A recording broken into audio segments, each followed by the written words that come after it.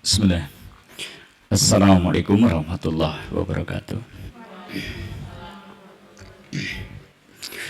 Alhamdulillah alladzi arsala rasulahu bil huda wa dinil haqq liyudhhirahu 'ala dini kullih wa kafa billahi syahida.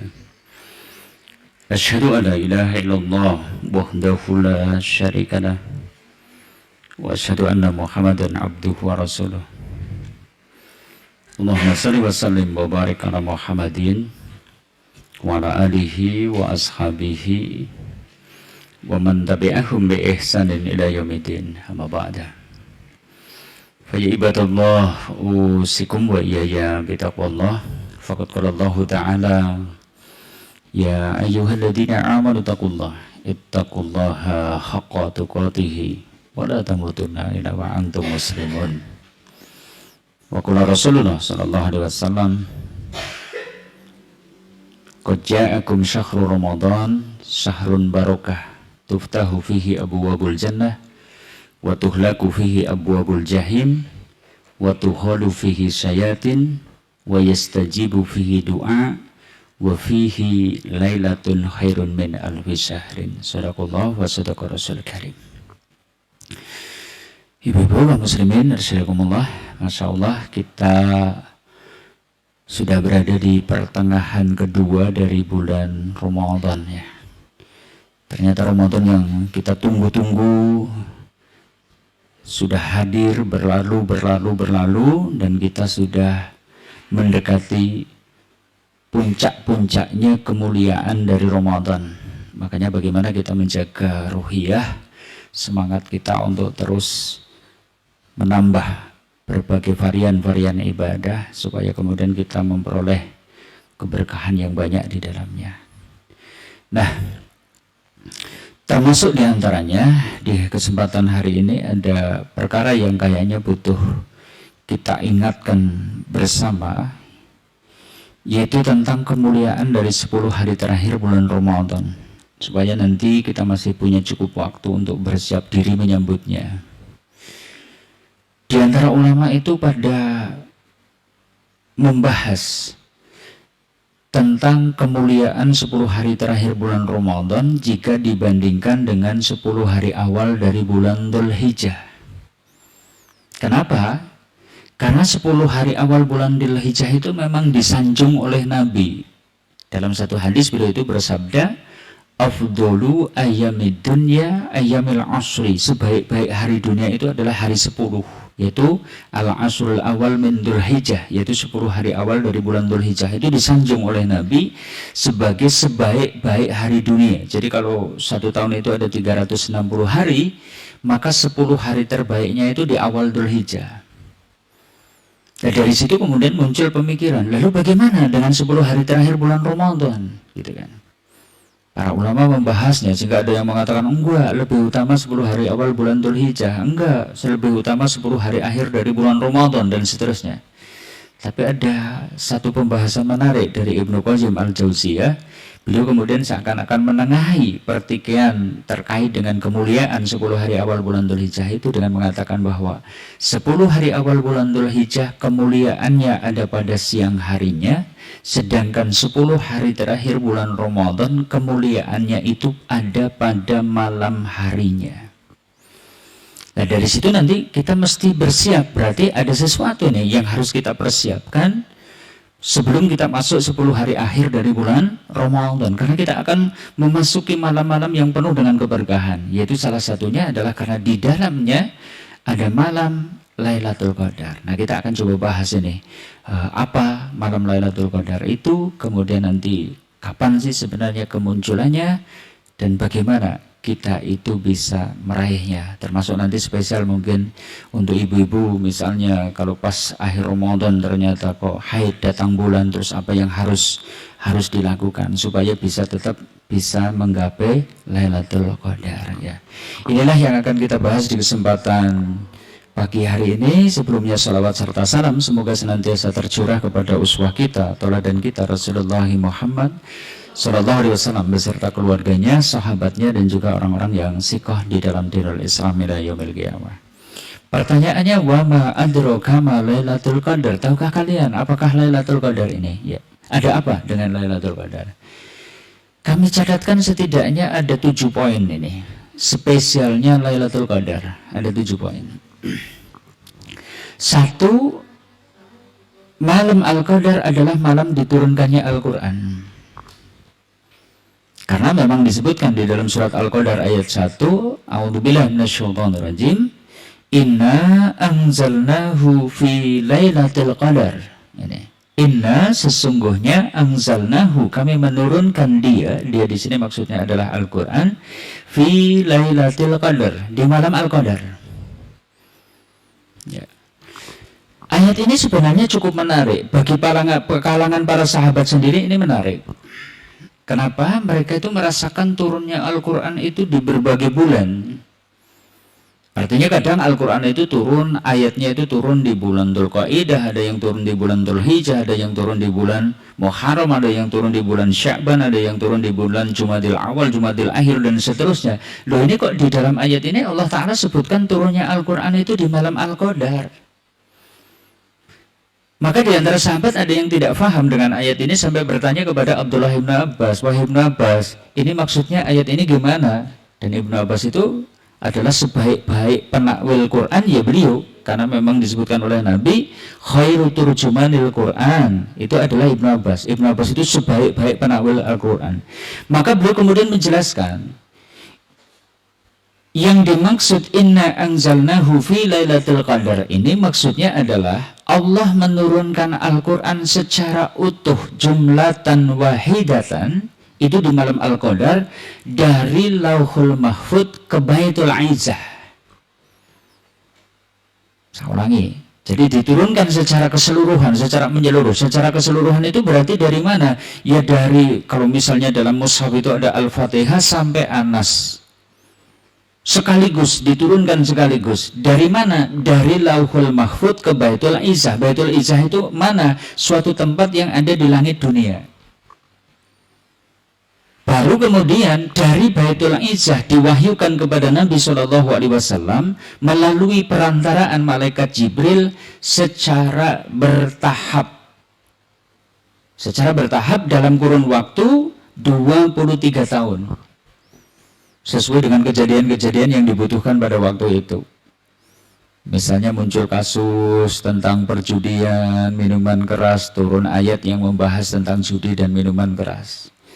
Misalnya muncul permasalahan tentang pencurian, turun ayat yang membahas tentang hukum mencuri. Misalnya di kalangan sahabat ada masalah tentang perzinaan, maka kemudian Allah turunkan ayat tentang hukum zina. Ada kasus tentang bagi waris, maka kemudian turun ayat yang membahas tentang bagi waris. Itu bertahap dalam kurun waktu sampai 23 tahun. Makanya ada ayat-ayat Makkiyah, yaitu ayat yang turun ketika Nabi itu masih tinggal di Makkah. Ada ayat-ayat Madaniyah, yang mana ayat itu turun ketika Nabi sudah hijrah ke Madinah. Nah ini maksudnya. Jadi inna anzalnahu fi Lailatul Qadar itu berarti turunnya Al-Quran dari Lauhul Mahfud ke Baitul Izzah. Nah yang menarik, umat Islam malah memperingati nuzulul Quran tanggal 17 Ramadan. Nah ini dari mana lagi nih, gitu kan? Allah Ta'ala sendiri yang menurunkan Al-Quran itu menyebut di malam Al-Qadar, tapi ternyata kita memperingatinya malam 17 atau tanggal 17 Ramadan. Nah, tanggal 17 Ramadan itu ternyata kalau ditengok dalam sejarahnya itu turunnya wahyu yang pertama. Surat Al-Alaq ayat 1 sampai 5 diturunkan di tanggal 17 bulan Ramadan. Wallahu a'lam. Itu kemudian dijadikan sebagai momentum turunnya Al-Quran. Tapi kalau kembali kepada surat Al-Qadar, sebenarnya turunnya Al-Quran itu justru malah di malam Al-Qadar. Inna anzalnahu fi Lailatul Qadar. Ini satu nilai dari Lailatul Qadar. Yang kedua, Lailatul Qadar itu malam yang nilainya lebih baik daripada 1000 bulan. Ayat 3 dari surat Al-Qadar. Lailatul Qadri khairum min alfi syahrin malam Al-Qadar atau malam kemuliaan itu lebih baik daripada 1000 bulan. Maksudnya apa? Imam An-Nawawi kemudian menjelaskan, maksudnya siapa yang beramal di malam itu, ingat ya, malam itu definisinya kapan sih?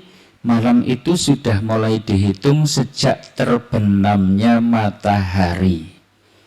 Jadi misalnya malam 21 ya, berarti sejak terbenamnya matahari di tanggal 20 sampai terbit fajar, itu namanya malamnya, malam 21. Dan siapa yang beramal di situ berarti ya beramal sejak sholat maghrib, ya termasuk amalan di malam Al-Qadar.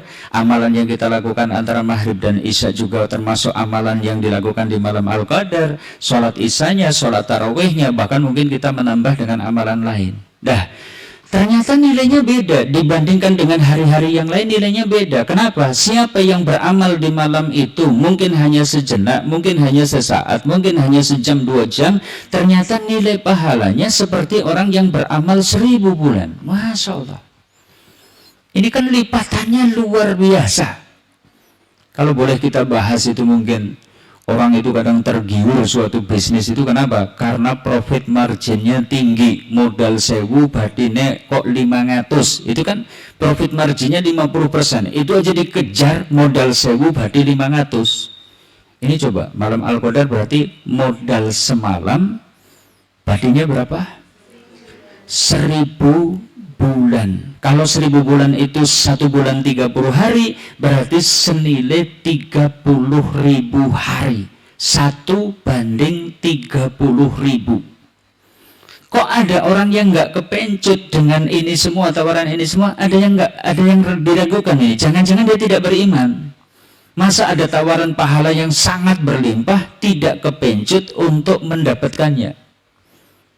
Atau kalau kita balik, betapa meruginya jika ada orang yang tahu kemuliaan Lailatul Qadar, melalui malam itu hanya sekedar untuk ngeleder. Ini bahasa Belanda ngeleder. Bahasa Indonesia apa ngeleder? Kok pilih ngorok saja gitu kan? Rugi sekali. Karena kehilangan kesempatan mendapatkan pahala 1000 bulan. Coba, ini kan sebenarnya bisa jadi solusi nih, bisa menjadi solusi bagaimana maksudnya? Mungkin ada di antara kita itu sebenarnya rasa, ya Allah, umur terus bertambah, tapi belum sebanding dengan tambahnya pahala yang bisa aku kumpulkan. Gimana supaya saya itu bisa mendapatkan pahala berlipat? Kalau umur saya paling di dunia 60-70 tahun, sementara perjalanan di mahsyar itu sampai 50.000 tahun, bagaimana saya itu bisa mencukupi bekal untuk perjalanan yang sangat panjang itu? Nah, orang yang berpikir seperti itu, ini Allah kasih solusi. Ada jalan pintas, ada satu sarana yang kita itu bisa beramal sekejap, tapi nilai pahalanya itu seperti orang yang beramal 83 tahun. Masya Allah, mestinya kita kejar. Mestinya kita semangat untuk kemudian mendapatkannya. Rugi sekali kalau kemudian dilewatkan, itu rugi sekali. Mungkin ada juga yang rasa, ya Allah, kanca kula niku pun dadi wong saleh niku kawe cilik ngantos sakniki yo dadi wong sing apik dan seterusnya. Saya yakin pahalanya sangat berlimpah.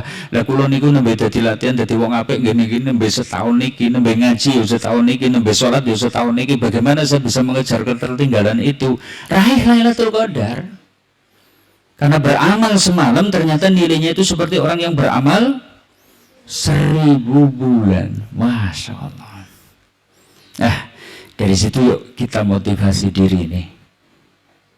Jangan lewatkan kesempatan tahun ini kita ketemu Ramadan, harus juga dapat meraih kemuliaan Lailatul Qadar. Siap? Ya, kita harus berusaha mendapatkannya, karena kita tidak tahu apakah Ramadan yang akan datang kita itu masih ketemu atau enggak. Jangan-jangan ajal sudah menjemput. Kita akan rugi sekali kalau kemudian kita lewatkan kesempatan yang sangat luar biasa ini. Ini yang kedua, malam Al-Qadar, malam yang lebih baik daripada 1000 bulan. 3, maka malam Al-Qadar itu juga disebut sebagai malam yang penuh berkah. Ini disebutkan di dalam surat Ad-Dukhan ayat 3. Inna anzalnahu fi lailatin mubarakah. Sesungguhnya kami menurunkan Al-Quran itu di malam yang penuh dengan berkah. Berkah itu apa? Berkah itu apa? Berkah itu artinya kebaikan yang banyak yang langgeng. Nek akeh tok ning ora langgeng urung berkah, kebaikan yang banyak dan langgeng. Contoh nih contoh. Rezeki berkah artinya apa? Rezeki yang bisa mendatangkan kebaikan yang banyak dan langgeng. Artinya kebaikan banyak ini bukan cuma di dunia saja, tapi juga bisa menjadi bekal di akhirat. Itu baru namanya rezeki berkah. Sedikit bisa berkah enggak? Bisa. Ketika rezeki yang sedikit itu mendatangkan kebaikan yang banyak, bahkan tidak cuma menyebabkan kita tercukupi urusan dunia kita, bisa menjadi bekal di akhirat. Rezeki sedikit bisa berkah. Banyak tidak berkah bisa enggak? Bisa. Ketika rezeki yang banyak itu tidak mendatangkan kebaikan. Mau makan apa saja bisa. Karena apa? Hartanya banyak. Mau pakai baju apa saja bisa. Mungkin mau kendaraan seperti apa saja punya dan seterusnya. Ning wetenge wareg digowo ngaji ngantuk. Giliran nonton TV, waduh, melek mbok sepengi kuat gitu kan. Jangan-jangan ada yang nggak berkah. Begitu punya kendaraan nyaman enak, bukannya kemudian sergap ngaji. Dulu jare ngaji lah, kula nu mboten gadah kendaraan, badhe ngaos teng Alkomar tebih, bareng teh yang tuku Nmax. Malah lungane maring depo Pelikat tok gitu kan. Nah ini berarti jangan-jangan rezekinya tidak berkah. Makanya itu berkah itu artinya membawa kebaikan yang banyak, kebaikannya juga kebaikan yang langgeng. Sudah rezeki sedikit, nggak berkah lagi, ada nggak? Wadah. Kena rekoso-rekoso narik becak oleh tarikan sepisan, dikai duit 20.000. Barang oleh duit 20.000 mau tuku togel. Ya Allah, itu kan wis rekoso dunyo gitu kan. Nanti akhirnya tambah sengsara meneh. Ya Allah. Itu namanya tidak berkah. Jadi berkah seperti itu.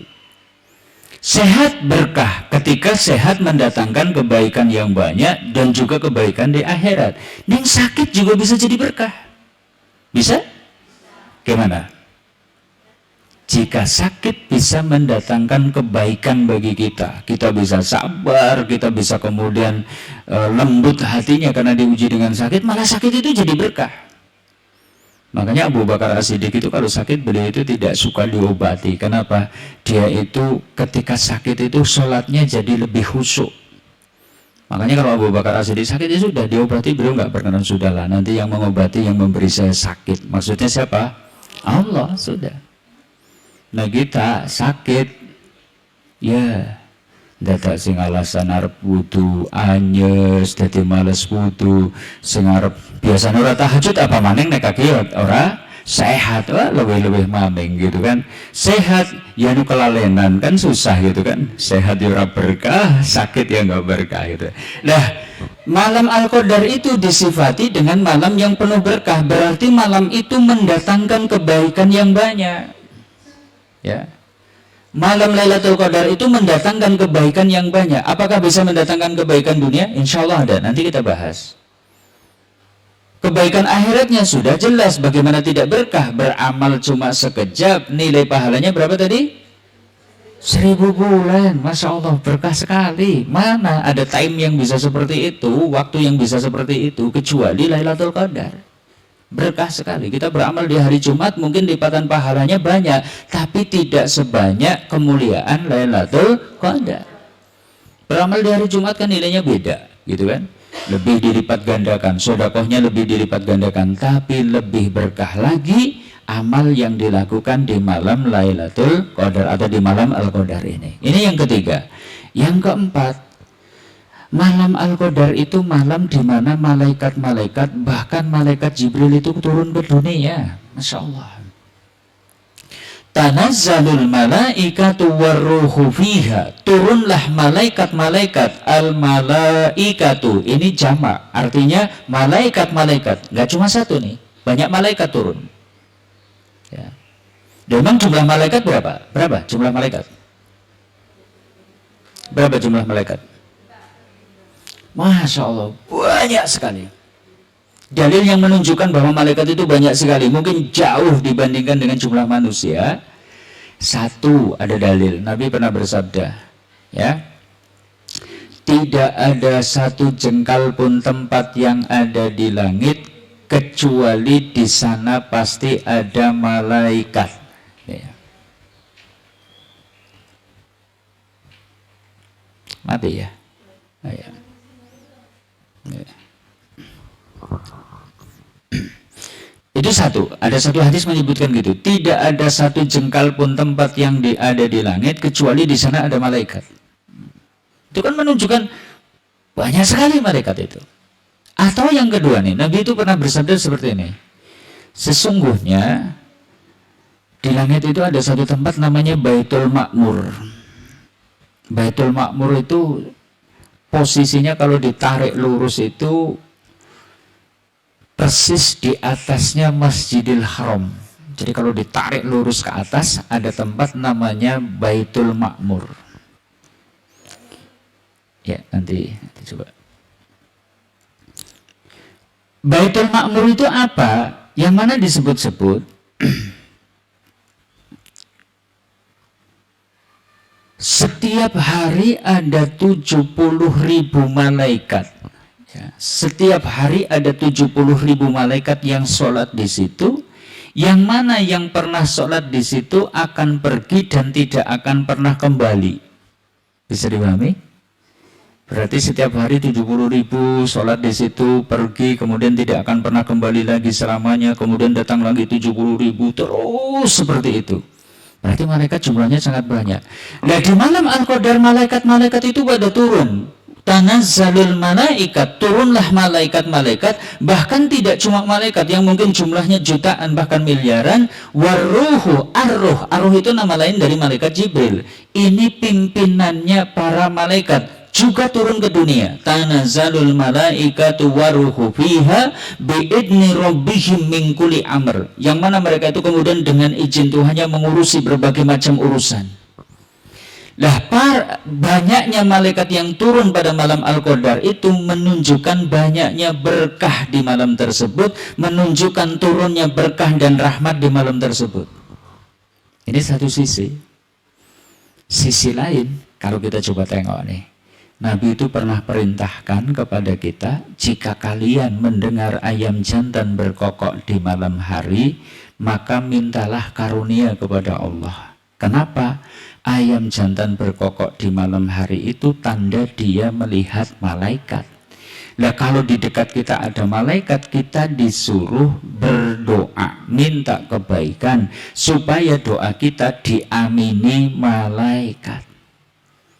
Diamini malaikat satu saja sudah menyebabkan doa kita menjadi mustajab. Lalu bagaimana kalau yang mengamini itu ribuan jutaan malaikat? Masya Allah. Makanya ini sebenarnya malam Al-Qadar itu malam yang luar biasa. Diamini doa kita oleh jutaan malaikat. Padahal kalau cuma 1-2 malaikat saja gimana? Cukup nggak membuat doa kita mustajab? Cukup, itu kan. Kalau malam ada ayam jantan berkokok, jam 11 kok ono jago keluru. Gimana? Suruh apa tadi? Nabi perintahkan gimana? Minta karunia kepada Allah. Jenengan malah ono jago keluru malah pikirannya neko-neko. Gitu. Pikirannya perawan matang kayak anak randa matang. Gitu. Dan habis pikirannya kayak gue kan nanti kan jadinya curiganan gitu kan. Kayaknya siapa ya? Nah, gitu tambah dosanya tambah loro gitu kan dan seterusnya. Ya Allah. Justru berdoa, manfaatkan untuk berdoa. Termasuk ini turunnya Jibril. Masya Allah, malaikat Jibril itu juga sampai ikut kemudian turun. Harapannya dengan banyaknya malaikat yang turun, ketika kita berdoa diamini oleh ribuan jutaan malaikat, membuat doa kita mustajab. Maka manfaatkan malam Al-Qadar juga untuk berdoa. Doa kita bagi jadi 2. Semoga masih ingat, ada doa ibadah. Ini yang diajarkan oleh Nabi kepada Ibunda Aisyah. Ibunda Aisyah itu pernah nanya itu, ya Rasulullah, kalau saya ketemu dengan malam Al-Qadar, apa sih yang bisa saya lakukan? Gitu kan. Maka dijawab oleh Nabi, gitu kan. bacalah Allahumma innaka afuwun tuhibbul afwa fa'fu anni. Itu doa yang diajarkan oleh Nabi. Allahumma innaka afuwun tuhibbul afwa fa'fu anni. Allahumma ya Allah, innaka afuwun, sesungguhnya engkau itu maha pemaaf, tuhibbul afwa, suka memaafkan, fa'fu anni, maka maafkanlah aku ya Allah. Itu permintaannya supaya kita itu dimaafkan oleh Allah Ta'ala. Perbanyak doa itu, tidak cuma 3 kali, 7 kali, 11 kali, 19 kali dan seterusnya, enggak, perbanyak doa itu di malam Lailatul Qadar. Atau kita juga bisa memanjatkan doa yang lain. Kalau tadi ada doa ibadah, ada doa masalah. Doa masalah itu basa Jawane doa penyuwunan, doa permintaan. Yang mungkin lagi diuji dengan sakit, sudah berobat kemana-mana belum sembuh, ketemu Lailatul Qadar, saatnya menengadahkan tangan, minta kesembuhan kepada Allah. Karena jangan-jangan kita itu sakit selama ini itu kita itu hanya sibuk nyari pengobatan ke rumah sakit ning jenurung tahun jaluk sembuh kepada sang pemilik kesembuhan. Kita kan kadang lebih banyak pakai akal kita. Lawangan lara kayak gini yang dari gawa maring puskesmas baik, gawa rumah sakit buai, rumah sakit ini belum sembuh, alah jajal gawa maring kana ngene Margono rung sembuh kan jajal maring Sarjito dan seterusnya. Kita pikirannya cuma itu, tapi ternyata 11 tahun atau mungkin puluhan tahun kita sakit belum pernah minta kepada Allah supaya diberi sembuh. Kita itu kadang susah dibikin sendiri. Kenapa nggak minta kepada sang pemilik kesembuhan? Yaitu Allah. Allahumma rubbanas adhibil ba'sa isfi wa anta safi la sifaan ila sifauka sifaan la yuhadiru sakoma. Lailatul Qadar itu malam di mana tadi malaikat-malaikat turun. Kita berharap, kita berdoa seperti itu, kemudian diamini oleh ribuan malaikat sehingga menyebabkan doa kita itu kemudian kabul dengannya. Yang tensinya tinggi donga supaya tensinya normal. Oh kan, sing mumetan donga supaya orang mumetan gitu. Doa ojo karo ora iki kudu ngombe apa? Godhogan timun gitu dan seterusnya. Oke, itu bagian dari upaya. Ning yo ojo nganti kelalen nyuwun karo sing gawe mriyang, karo sing gawe sakit sama pemilik kesembuhan Allah. Sebab nek Allah Ta'ala ngersake kesembuhan, sapa wae iso dadi obat. Apa saja bisa jadi obat kalau Allah itu sudah menghendaki kesembuhan kepada seorang hamba. Makanya minta kepada Allah kesembuhan. Atau yang mungkin lagi diuji dengan sempitnya rezeki, ketemu Lailatul Qadar, minta dilapangkan rezekinya. Sing duwe rezeki niku sinten? Allah. Dia bagi-bagikan sekendaknya. Karena Allah Ta'ala niku ngersake setunggaling tiang dilapangke rezekine, nek Allah Ta'ala Allah ngersake niku mungkin setunggaling tiang niku mungkin disempitkan rezekinya. Yang menentukan siapa? Allah. Oh, artinya ya sudah, kita minta saja kepada yang menentukan rezeki. Nyuwun dumateng Allah. Allahumma kfini bihalalika an haramika. Ya Allah, cukupilah aku dengan rezeki yang kau halalkan, sehingga aku sudah tidak butuh dengan rezeki yang kau haramkan. Wa ahnini ya Allah, berilah saya itu kaya bifadlika dengan karuniamu, aman siwak, sehingga saya sudah tidak butuh lagi kepada selainmu, sudah tidak butuh lagi pinjam-pinjam manusia, sudah tidak butuh lagi jaluk kepada manusia lain. Yang hari ini lagi terbelit hutang, belum selesai juga hutangnya, ketemu Lailatul Qadar gimana? Minta doa kepada Allah supaya Allah bantu kita di dalam melunasi hutang. Kecil kok bagi Allah itu, untuk membantu orang itu kecil banget. Iya, nggak apa-apa, minta kepada Allah supaya kemudian dimudahkan untuk bisa melunasi hutang. Dengan berbagai sebab Allah itu bisa, gitu kan. Ini yang keempat, ya. Silakan, ada doa ibadah. Doa ibadah tadi gimana? Allahumma innaka afuwun tuhibbul afwa fa'fu anni. Sambil baca doa-doa yang lain. Hajat-hajat kita, kebutuhan-kebutuhan kita, keinginan-keinginan kita, harapan-harapan kita, panjatkan di malam Al-Qadar. Kita berharap ribuan jutaan malaikat ikut mengamini dan menjadi sebab terkabulnya doa kita. Masya Allah. Makanya jangan lewatkan malam Lailatul Qadar. Lailatul Qadar jangan lewatkan. Pokoknya pancangkan niat betul nih. Wah, ini begitu malam-malam ganjil, berarti saya berusaha ini untuk dunga dan seterusnya. Siap gitu? Insya Allah. Yang kelima, malam Al-Qadar itu disebut sebagai malam as-salam. Salamun hiya hatta matla'il fajr. Ya. Malam itu penuh kesejahteraan sampai terbit fajar. Maksudnya apa? Siapa yang beramal di malam itu sampai terbit fajar bisa jadi dipilih oleh Allah di antara hamba-hamba yang dijamin akan mendapatkan keselamatan di akhirat. Ada dua makna nih. Malam as-salam. Segolongan ulama berpendapat disebut malam as-salam, malam keselamatan, karena setan tidak dapat berbuat apa-apa di malam itu. Baik berbuat jelek, mengganggu yang lain, mencuri berita, tidak bisa. Tapi juga ada makna malam as-salam berarti malam keselamatan. Ada di antara hamba-hamba yang dipilih oleh Allah dijamin selamat. Selamat di alam kubur, selamat ketika di mahsyar, selamat ketika meniti sirat, selamat sehingga tidak harus mampir ke neraka, langsung masuk surga. Masya Allah. Makanya kita berharap bisa beramal di malam tersebut. Termasuk yang keenam, malam Al-Qadar adalah malam pencatatan takdir tahunan. Takdir as-sanah itu maksudnya takdir tahunan.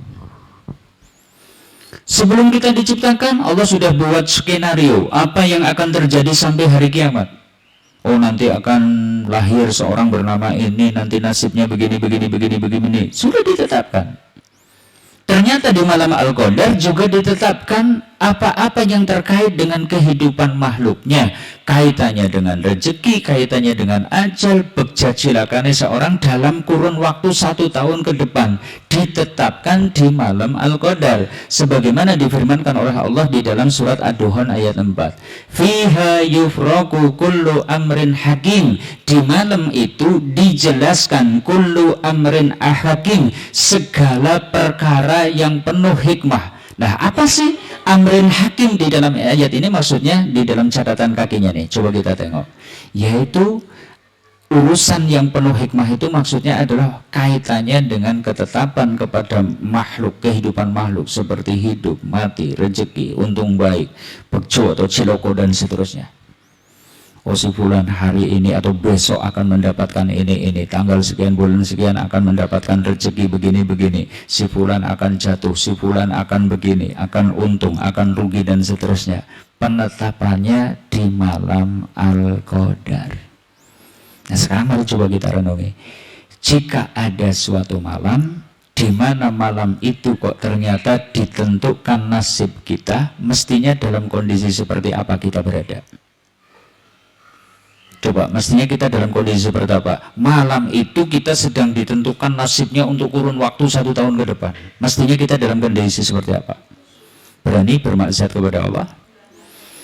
Kalau jangan-jangan kita bermaksiat kepada Allah, nanti ditetapkan yang berat-berat bagi kita, yang buruk-buruk bagi kita dan seterusnya. Makanya kita berharap kita mendekatkan diri kepada Allah di malam itu supaya kita mendapatkan rahmat dan berkah dengan ketetapan Allah sepanjang 1 tahun ke depan. Seperti itu.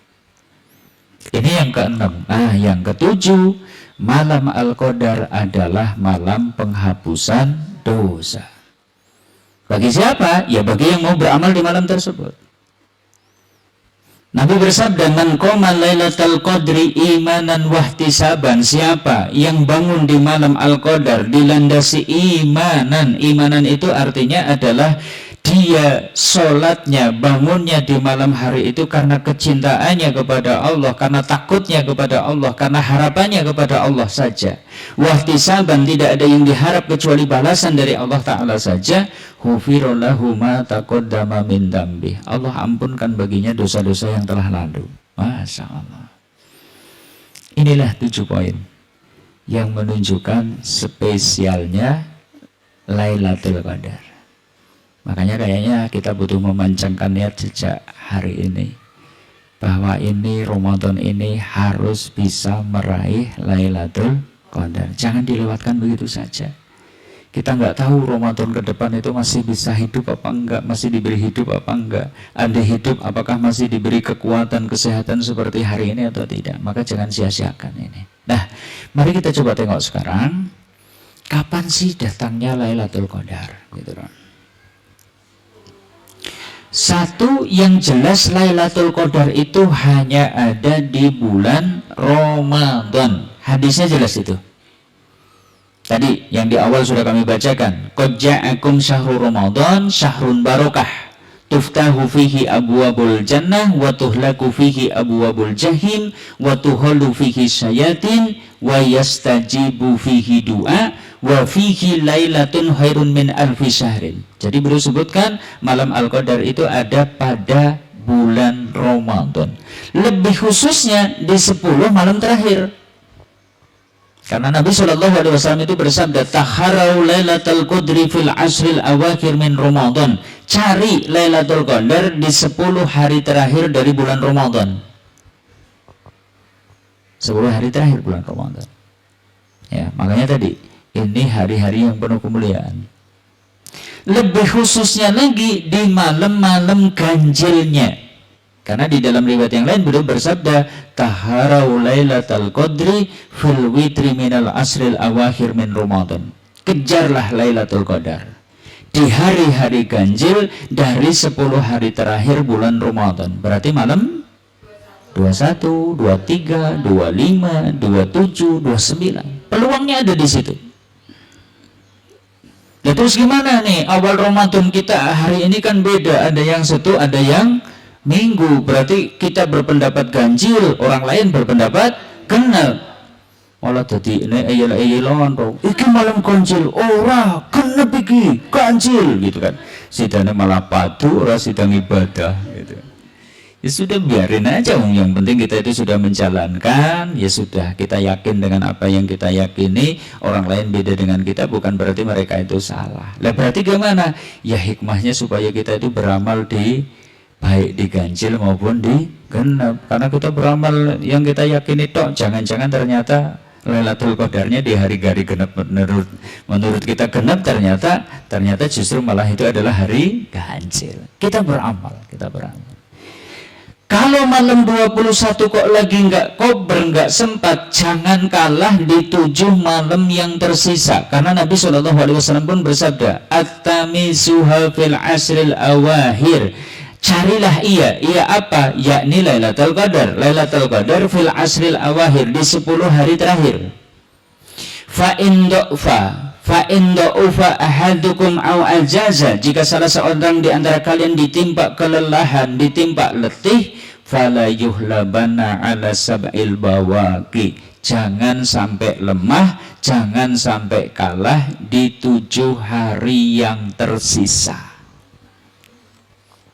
Jadi kita ambil kesimpulan, kapan Lailatul Qadar?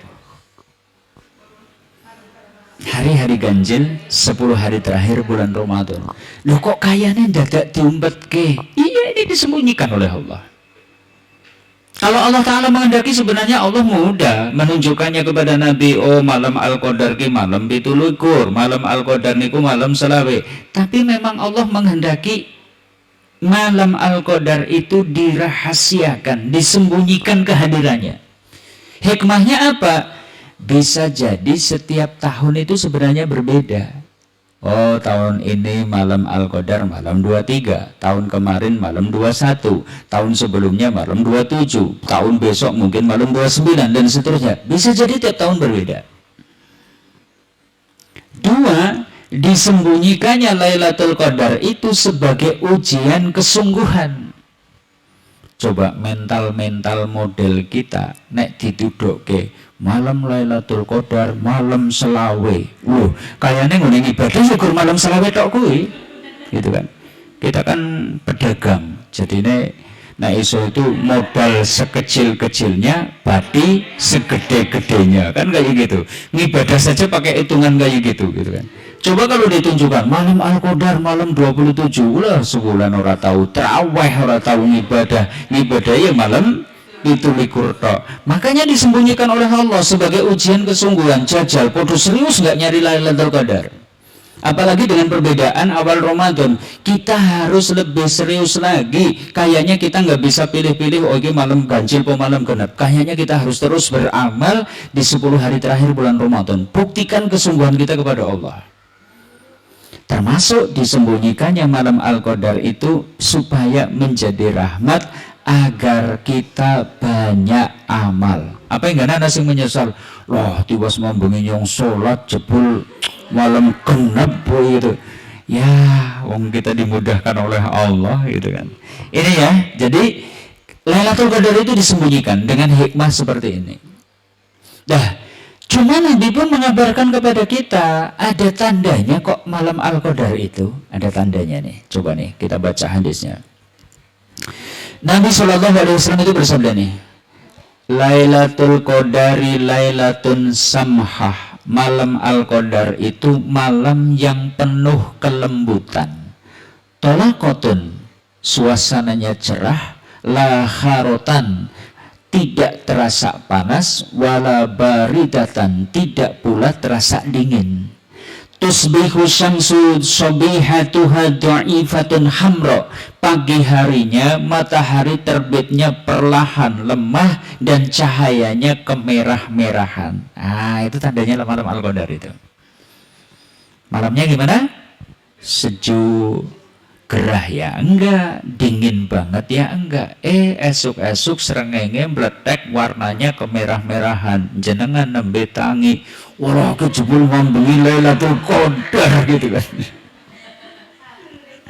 Lewat, udah lewat. Nah, cuma ini pun pertanda ini bukan untuk kita ditugasin ngamat-ngamatin cuaca, enggak. Jangan kemudian malam Al-Qadar kurang mlebu metu omah. Oke, panas pora ya, suasana cerah po ya, dingin pora ya gitu kan, malah dadak esuk-esuk tuku termometer, nggonek wengi iki terus diukur iki suhunya berapa derajat Celcius dan seterusnya. Enggak usah. Ini hanya untuk memunculkan motivasi. Kayaknya iki Lailatul Qadar nih, kudune aku semangat nih ngene ibadah. Seperti itu.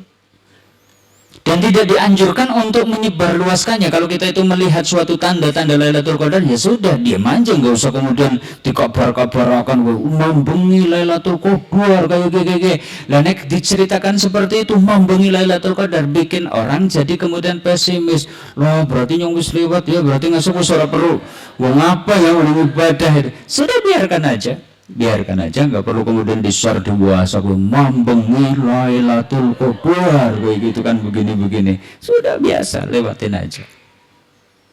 Nah, itu tandanya. Nah, sekarang mari kita coba tengok bagaimana nih kiat menggapai Lailatul Qadar. Caranya supaya kita itu bisa dapat Lailatul Qadar, caranya gimana? Satu ini dulu. Pancangkan niat, bulatkan tekad. Ini faktor penting.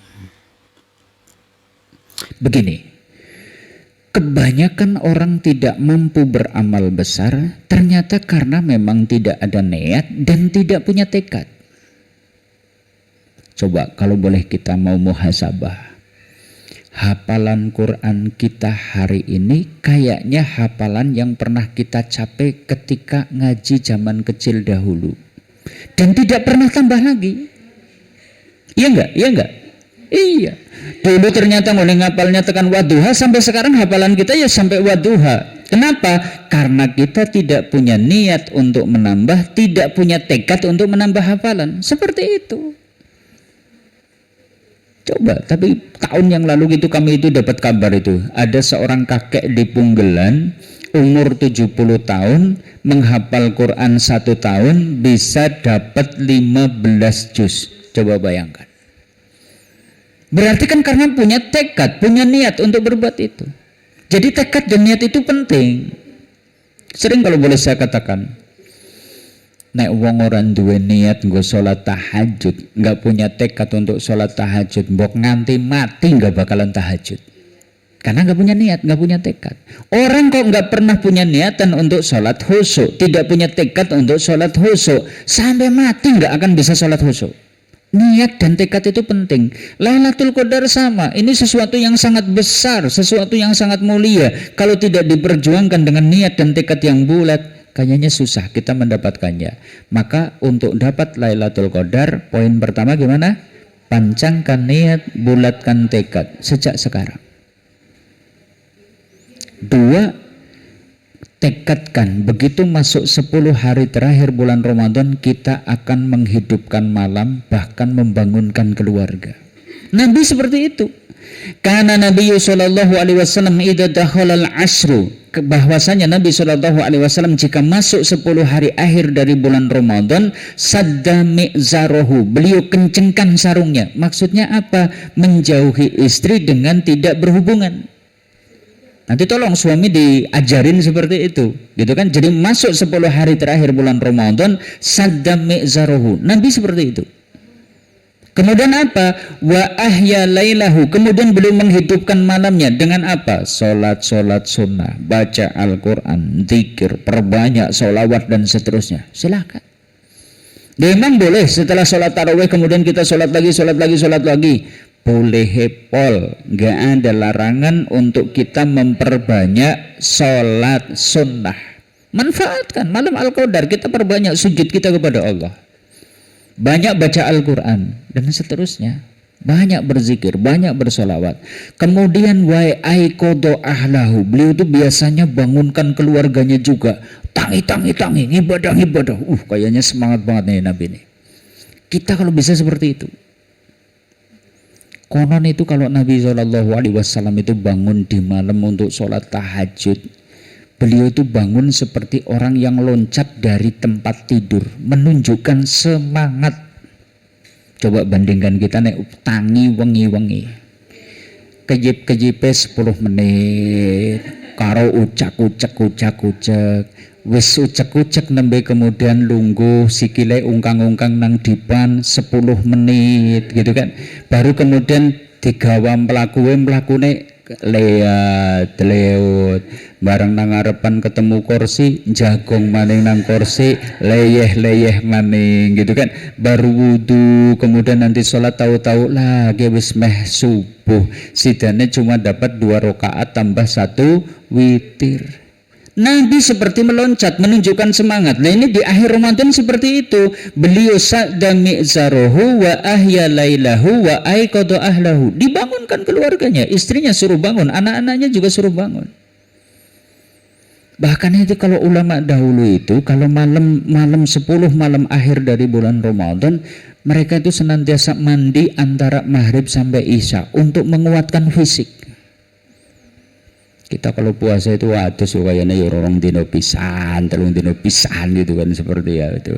Nah ini kalau masuk 10 hari terakhir bulan Ramadan, semangati diri. Ini yang kedua. 3, perbanyak doa. Ya tadi doa ibadahnya gimana? Allahumma innaka afuwun tuhibbul afwa fa'fu anni. Doa masalah, doa permohonan juga silahkan panjatkan. Harapannya jadi solusi gitu kan. Yang keempat, sempatkan untuk tabatal ilallah. Ya. Tabatal ilallah. Apa sih tabatal ilallah? Ini sebagaimana disebutkan di dalam surat Al-Muzammil ya.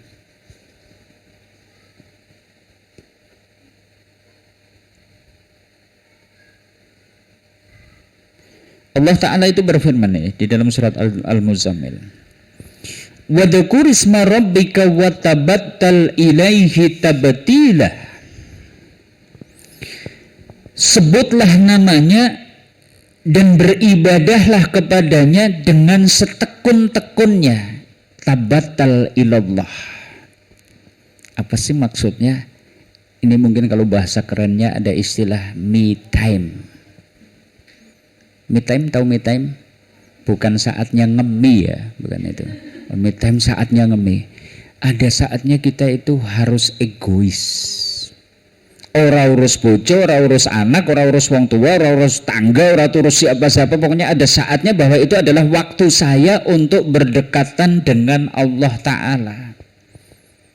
Sehingga kemudian kita itu fokus beribadah. Hari itu kita bermenung tentang kekurangan-kekurangan kita, tentang dosa-dosa kita, tentang seberapa banyak nikmat yang sudah Allah karuniakan kepada kita. Ternyata kita belum bisa mengimbangi dengan kesyukuran yang benar. Saatnya kita berkholwat, mendekatkan diri kita kepada Allah. Sehingga kemudian kita kosongkan hati dari berbagai macam kesibukan dunia, fokus untuk beribadah kepadanya. Ini yang dimaksud dengan tabattal ilallah. Ini momen jarang, saatnya kayaknya kita itu butuh bermenung. Sebenarnya hakikat kehidupan dunia ini apa sih? Sing tak golek urip neng dunia iki jane tak golek opo to? Nek golek sugih wis ngantek saiki ya ora sugih-sugih gitu kan. Lah apakah kemudian berarti hidup kita itu gagal? Kan enggak. Oh jane udah sugih to sing digolek kan bahagia, sing digolek kan ayem, sing digolek kan ridhonya Allah dan seterusnya. Cari makna hakikat kehidupan dunia itu apa? Andai mungkin kita ada yang mungkin ngejar kedudukan jabatan, kita itu mungkin sudah mendapatkan kedudukan ini, kedudukan itu, jabatan ini, jabatan itu, emangnya sudah bahagia dengan itu semua? Jika belum, cari hakikat dari kehidupan dunia itu apa? Ada saatnya kita berkholwat, menyendiri tapi untuk mendekatkan diri kepada Allah. Bahasa me time-nya seperti itu, egois tapi egois karena kita itu butuh dekat dengan Allah. Sehingga nanti sekeluar itu kita kemudian menemukan momentum di dalam hidup kita. Oh kayaknya ini saat saya harus berubah. Jebul duit akeh pol ya ora mesti bahagia. Jebul duit langka ternyata masih bisa kita merasakan kenikmatan hidup. Temui hakikat kehidupan seperti itu. Insya Allah kita akan mendapatkan hakikat kebahagiaan, nilai kebahagiaan yang sesungguhnya. Ini yang kelima ya. Sempatkan gimana? Tabattal ilallah, yaitu apa? Memfokuskan diri beribadah, mendekatkan diri kepada Allah dengan setekun-tekunnya. Sudah lupakanlah, mungkin hak suami ada saatnya mungkin dilupakan. Ini ada momen me time. Anak yang mungkin selama ini menjadi fokus pikiran kita, ada saatnya sudahlah anak kita lepaskan. Allah biar yang jaga dan seterusnya. Kita saatnya berkonsentrasi sejenak, 5 menit, 10 menit, setengah jam, 1 jam, kita lupakan itu semua. Siap? Insya Allah. Yang kelima, untuk dapat Lailatul Qadar kayaknya kita butuh kurangi pergaulan kita di malam-malam, pembicaraan-pembicaraan yang tidak berguna. Sudahlah. Ada saatnya mungkin kita itu nggak perlu ketemu wong ana saatin jepatur terus ora usah ngobrol ya. Surah masalah iki Lailatul Qadar nyono ora arep takon karo Rika gitu kan. Wis pokoke meneng wae gitu. Syukur nganggo maskere sing kandel gitu kan, seperti itu kan, wis pokoke ki wong meneng wae gitu kan. Ora urus gitu kan. Ya itu tadi, daripada kita itu nanti kemudian bergaul dengan orang yang muncul adalah kesia-siaan, mengurangi resiko terjerumus kepada hibah, supaya hati ini tetap terjaga, menyedikitkan perkataan, nek iso menyedikitkan perkataan. Karena tadi me time ya. Kode wae, kode, kedip-kedip kayak gitu tok gitu. Gitu. Kurangi pergaulan gitu kan. Ya wis mesem tok ya ora apa-apa gitu kan. Kemudian yang keenam, sambil kenali gerak batin. Maksudnya gimana? Kadang kita itu sudah beramal besar, itu justru yang muncul itu rasa riya dan bangga diri.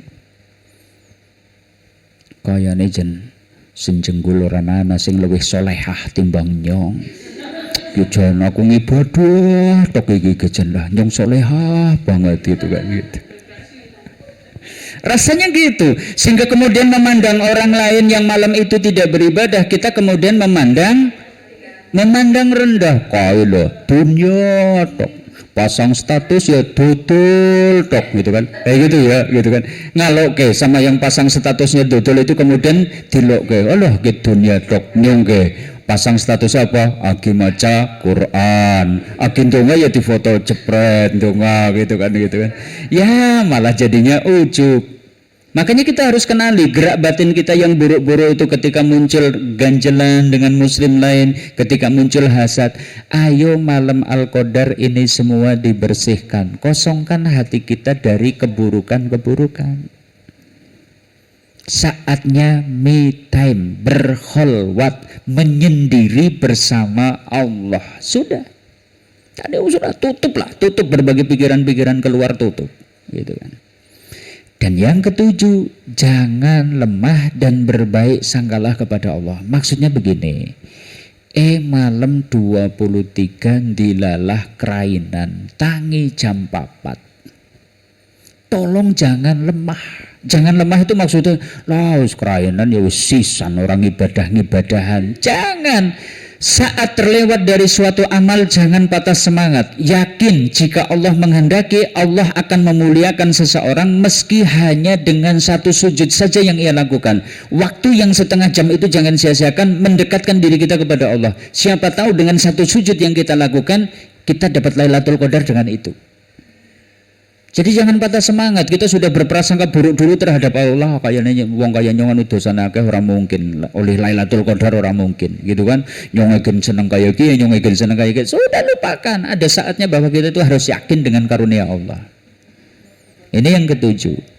Yang kedelapan, syukur iktikaf. Memang ibu-ibu boleh iktikaf? Boleh. Ini dulu sepeninggal Nabi SAW, para istri Nabi juga beriktikaf. Cuma ya dengan catatan, dengan izin suami. Dua, kehadiran tidak di masjid tidak jadi fitnah. Barang jenengan nongol jenul gitu loh, wong lanang-lanang malah jadi konsentrasinya buyar. Ya mendingan nang omah baik gitu kan, seperti itu.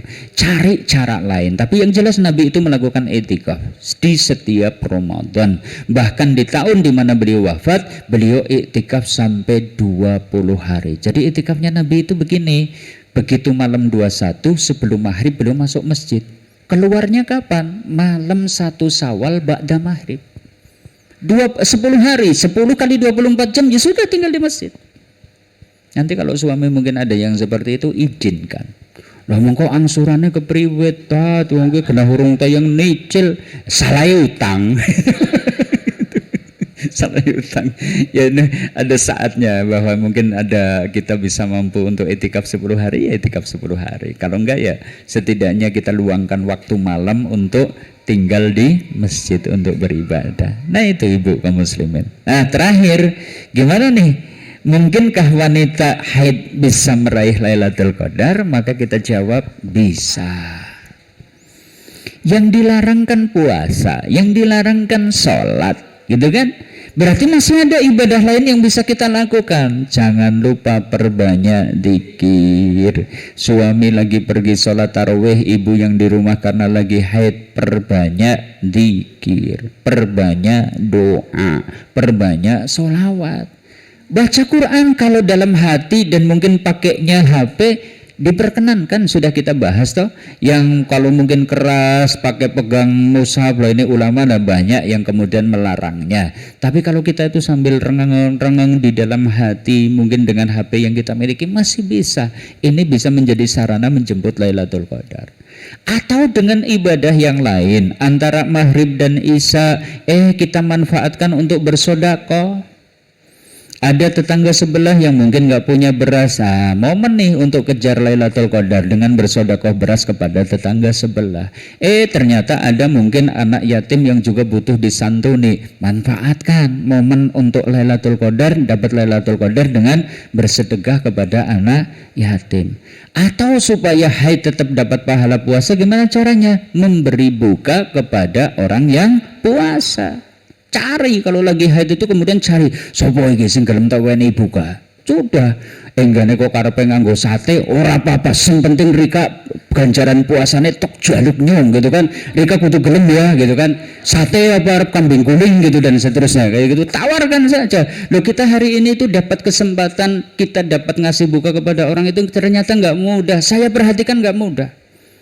Masjid As-Siddiq setiap hari 140 nasi bungkus. Apakah kemudian ada sejumlah itu orang yang buka? Nggak nyampe.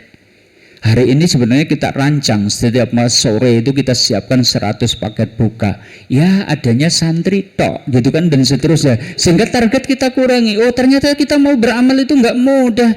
Artinya ketemu orang kok mau berbuka dengan paket makanan yang kita siapkan. Jane sing matur nuwun kudune kita, bukan yang dapat buka. Kita matur nuwun banget jenengan gelem buka gitu kan. Deret-deret mengumah, deret-deret gawe stok gawe kena opor, gawe stok gawe kena seret bae maring omah, suruh buka. Gitu ya. Jadi haid itu harus semangat. Bagaimana caranya mendapatkan pahala puasa? Rika karepe buka karo apa wis jajalan nasi padang, oke, golet nasi 10.000-an kan lumayan kan gitu kan. Ambil paket hemat gitu kan, wis modal 10.000 dapat pahala puasa. Murah enggak?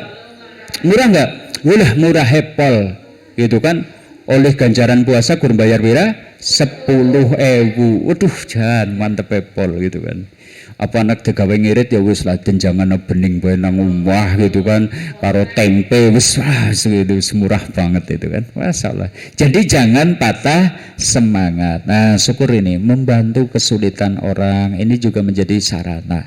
Ada satu hadis yang menarik ini saya bacakan, siapa tahu bisa menjadi alternatif amal ini. Hadis ini diriwayatkan oleh Imam Tabrani ini. Ahabbun nasi ilallahi ta'ala anfa'uhum linnas. Ini baris pertamanya. Orang yang paling dicintai oleh Allah Ta'ala itu adalah orang yang paling bisa memberi manfaat kepada orang lain. Jadi kalau bisa kita itu jadi orang yang bermanfaat bagi orang lain. Ojo kuwalik dadi bebane wong liya gitu kan. Siji dadi beban, loro gawene malah ngrugekke wong liya. Nah, naudzubillah, kita jadi orang yang bagaimana? Kalau bisa memberi manfaat bagi orang lain, ya entah dengan tenaga kita, dengan waktu kita, keahlian kita, harta kita dan seterusnya. Kalau bisa memberi manfaat kepada orang. Kemudian Nabi bersabda, wa ahabbul a'mali ilallahi ta'ala, dan termasuk di antara amalan yang paling dicintai oleh Allah Ta'ala. Kalau tadi itu manusia yang paling dicintai oleh Allah Ta'ala, ini amal yang paling dicintai oleh Allah Ta'ala itu adalah sururun tudahiluhu alal muslim. Kebahagiaan yang engkau susupkan kepada seorang muslim, membuat orang lain bahagia. Ini amal yang dicintai Allah. Yang ojo keliru tafsir, berarti penyanyi dangdut kayaknya ganjarannya ya pakai banget ya gawe bahagia wong gitu kan. Jangan keliru, maksudnya amal yang diridhoi oleh Allah yang membahagiakan orang. Udah terus kemudian jadi penyanyi dangdut gitu dan seterusnya, bukan, jangan salah tafsir ini. Autukasifu anhu kurbatan, atau kita menghilangkan satu kesusahan seorang muslim, ini amal yang paling dicintai Allah. Autakdi anhu dainan, atau kita membebaskan hutang orang yang terbelit hutang. Jadi kalau ada orang punya hutang kemudian tak sarutangnya, rikan hutangnya pira anu 15 juta, alah kur 15 juta tok sok sarutangnya nyong kayak gitu kan. Ini termasuk amal yang paling dicintai Allah. Ada nggak ya orang yang kayak gitu ya? Ada? Ya, naik anak maksudnya aku ditidoki nomor HP-nya kayak gitu. Masya Allah. Mati ya, mati lagi ya. Ya, coba. Ini. Termasuk juga autadrudu anhujuan, kita itu menghilangkan rasa lapar pada diri seseorang. Ini termasuk di antara amal-amal yang dicintai oleh Allah. Coba saat kita itu mungkin lagi haid dan seterusnya, bisa ambil alternatif amal-amal ini. Gimana tadi? Amal yang dicintai Allah tadi satu apa? Memberi kebahagiaan kepada seorang muslim. 2, menghilangkan satu kesusahan orang Islam. 3, atau membayarkan hutang orang. Kalau dulu ini menjadi amal itu. Saya jadi teringat itu kisahnya Abdullah ibn Mubarak. Ada yang menarik dari beliau ya. Jadi begini, Abdullah ibn Mubarak itu sosok yang kaya raya, dermawan. Dia itu seorang yang ahlul jihad, bukan hanya sekadar ulama tapi ahlul jihad. Menariknya lagi, beliau itu kadar keilmuannya itu sampai pada taraf Amirul Mukminin fil hadis. Urusan ilmu hadis beliaulah pimpinannya. Beliau itu sering lewati kota. Kalau lewat kota itu pasti mampir di suatu kedai. Di kedai itu pasti ketemu dengan seorang pemuda. Hampir ketika beliau itu lewat kota itu ya pasti mampir ketemu pemuda ini. Suatu saat beliau mampir ke warung itu, sang pemuda nggak kelihatan. Maka kemudian Abdullah ibnu Mubarak itu mencoba mencari informasi. Saya biasanya ketemu dengan orang ciri-cirinya begini, gimana kabar dia? Dapat kabar si pemuda lagi di penjara gara-gara terbelit hutang. Maka Abdullah ibnu Mubarak itu buru-buru, dia itu kemudian mencari kodi. Ya, hakim yang ada di kota itu menanyakan perihal kasus pemuda tadi. Ternyata uang sekian ribu dirham. Sudah nggak pakai pikir, Abdullah ibnu Mubarak itu kemudian membayarkannya. Keesokan harinya sang pemuda sudah dibebaskan, ketemu di warung. Hei pemuda, kamu tak cari-cari kemana-mana nggak ketemu. Kemana kamu? Gitu kan. Etok-etok orang ngerti. Padahal dialah yang membebaskan hutang si pemuda itu tadi. Ini amal yang paling dicintai Allah. Kita utangnya dewek berung lunas apa maning nyarutang wong liya. Itu kita menyarutang untuk diri sendiri saja sudah amal luar biasa itu. Nah, ini yang menarik di baris yang ini nih. Wal anna amsi ma'ahi fi hajatin, sungguh saya itu berjalan bersama saudaraku untuk memenuhi hajatnya, ahabu ilayya, lebih aku cintai min an a'takifa fi hadal masjidi, lebih aku cintai daripada beriktikaf di masjidku ini, yakni Masjid Madinah syahron, dibandingkan dengan iktikaf di Masjid Madinah selama 1 bulan. Kita nemenin saudara kita yang lagi kesulitan, kemudian kita penuhi urusannya, kita bantu dan seterusnya. Nabi bahkan mengatakan lebih aku cintai dibandingkan dengan iktikaf di Masjid Nabawi 1 bulan. Bisa jadi amal alternatif. Wanita haid bagaimana dapat Lailatul Qadar? Tolong orang yang kesusahan. Orang lapar kasih makan. Bantu orang yang mungkin lagi kesulitan untuk ngangsur dan seterusnya, bayarkan hutangnya dan seterusnya. Ini termasuk amal alternatif. Bisa dipahami? Ya, inilah gambaran Lailatul Qadar dan bagaimana kiat menjemputnya. Kira-kira siap menjemput Lailatul Qadar? Insya Allah, ayo kita upayakan. Karena kita tidak tahu apakah kita masih berkesempatan ketemu dengan Lailatul Qadar di tahun yang akan datang. Jangan-jangan ajal kita sudah sampai selepas Ramadan nanti, gitu kan? Jangan lewatkan kesempatan besar ini. Ya. Mungkin ini dulu yang bisa kita bahas. Sebelum kami akhiri, mungkin ada yang ditanyakan, kami persilahkan.